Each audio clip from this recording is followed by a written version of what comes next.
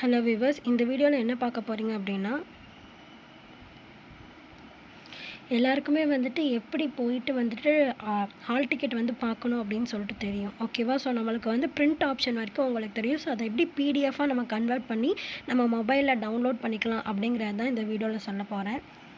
நம்மளோட டிஎன்பிஎஸ்சி வெப்சைட்குள்ளே போயிட்டீங்க அப்படின்னா ஹால் டிக்கெட் டவுன்லோட் அப்படின்னு சொல்லிட்டு இருக்கும். ஸோ நீங்கள் அதை கிளிக் பண்ணிங்க அப்படின்னா உங்களுக்கு வந்துட்டு நீங்கள் வந்து எக்ஸ்டர்னல் வெப்சைட்குள்ளே போகிறீங்களா அப்படின்னு சொல்லிட்டு கேட்கும். ஆமான்னு சொல்லணும். ஏன்னா டிஎன்பிஎஸ்சி வந்துட்டு ஒரு எக்ஸ்டர்னல் வெப்சைட் தான். ஓகேவா? ஸோ அதுக்கப்புறம் மேலே வந்துட்டு உங்களோட ஐடி, உங்களோட நேம் இதெல்லாம் கூட காமிக்கும். ஸோ நீங்கள் முதல்ல லாகின் பண்ணிட்டீங்க, ஆல்ரெடி லாகின் பண்ணியே வச்சுருந்தீங்க அப்படின்னா லாகின் ஐடி இதெல்லாம் காமிக்கும். இல்லை அப்படின்னா நீங்கள் முதல்லேருந்து லாகின் பண்ணி உள்ளார போகிற மாதிரி இருக்கும். ஓகேவா? ஸோ இதில் கீழே பாருங்கள், கீழே பார்த்தீங்க அப்படின்னா இந்த இடத்துல டவுன்லோட் ஹால் டிக்கெட் அப்படின்னு சொல்லிட்டு ஒரு ஆப்ஷன் இருக்குது பார்த்தீங்களா? ஸோ இந்த ஆப்ஷனை வந்து கிளிக் பண்ணிக்கோங்க. ஸோ இதில் பாருங்கள், நம்மளுக்கு டிஎன்பிஎஸ்சி குரூப் 4ஓடது டவுன்லோட் ஹால் டிக்கெட் அப்படின்னு சொல்லிட்டு இருக்கா. ஸோ அதை கிளிக் பண்ணிக்குவோம்.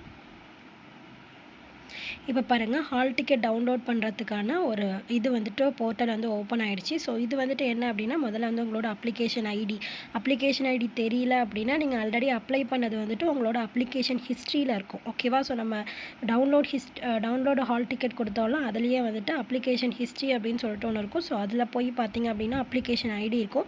ஸோ அப்ளிகேஷன் ஐடியும் டேட் ஆஃப் பர்த்தும் கொடுத்துட்டு ஓப்பன் பண்ணிக்கோங்க. முதல்ல டவுன்லோட் அப்படின்னு சொல்லிட்டு கிளிக் பண்ணிங்க அப்படின்னா உங்களுக்கு வந்துட்டு இந்த மாதிரி ஹால் டிக்கெட் வந்து ஓப்பன் ஆகிடும். ஓகேவா? ஸோ இப்படி ஓப்பன் ஆனதுக்கப்புறம் என்ன பண்ணுறீங்க அப்படின்னா, நம்மளுக்கு வந்துட்டு வியூ தமிழ்னு கொடுத்தீங்க அப்படின்னா தமிழில் வியூ பண்ணிக்கலாம். இங்கிலீஷில் வியூ பண்ணணும் அப்படின்னு சொல்லிட்டு கேட்டிங்கன்னா இங்கிலீஷில் வியூ பண்ணிக்கலாம். ஓகேவா?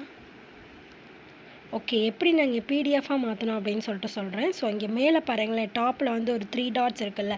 ஸோ அதை கிளிக் பண்ணிக்கோங்க. அதில் அப்படியே கீழே போனீங்க அப்படின்னா ஷேருங்கிற ஒரு ஆப்ஷன் இருக்கா. ஸோ அந்த ஷேருங்கிற ஆப்ஷனை கிளிக் பண்ணிக்கோங்க. இதில் கீழே பாருங்கள், உங்களுக்கு வந்துட்டு நீங்கள் மோர் இருந்தது அப்படின்னா அதில் கிளிக் பண்ணி பாருங்கள். ஸோ இந்த ஆப்ஷன் கண்டிப்பாக இருக்கும். ஸோ பிரிண்ட் அப்படின்னு சொல்லிட்டு ஒரு ஆப்ஷன் இருக்கா, அந்த ஆப்ஷனை கிளிக் பண்ணிங்க அப்படின்னா உங்களுக்கு வந்துட்டு இந்த மாதிரி ப்ரிவ்யூ ஆகும். ஓகேவா? ஸோ மொத்தம் 4 பேஜஸ் இருக்குது. ஸோ 4 பேஜஸும் ப்ரிவ்யூ ஆகும். பிரிண்டர் இருந்தது அப்படின்னா பிரிண்ட் பண்ணிக்கலாம். ஸோ நம்ம வந்து மொபைலில் டவுன்லோட் தான் பண்ண போகிறோம். ஸோ இங்கே மேலே வந்து 3 டாட் இருக்குல்ல. ஸோ அந்த 3 டாட்டை கிளிக் பண்ணிங்க அப்படின்னா சேவ் அஸ் பிடிஎஃப் அப்படின்னு சொல்லிட்டு இருக்கும். ஸோ அதை கிளிக் பண்ணிக்கிட்டீங்க அப்படின்னா உங்களுக்கு வந்துட்டு இந்த மாதிரி கேட்கும். ஓகேவா? ஸோ நீங்கள் என்ன மாதிரி சேவ் பண்ணிக்கணும்னு நினைக்கிறீங்களோ ஸோ உங்கள் நேம் போட்ட ஹால் டிக்கெட் அப்படின்னு சொல்லிட்டு அதை சேவ் பண்ணிக்கலாம். ஓகேவா? ஸோ சேவ் அப்படிங்கிறத கிளிக் பண்ணிங்க அப்படின்னா சேவ் ஆகிடும். ஸோ இப்போ நீங்கள் உங்களோட ஃபைல் மேனேஜரில் போய்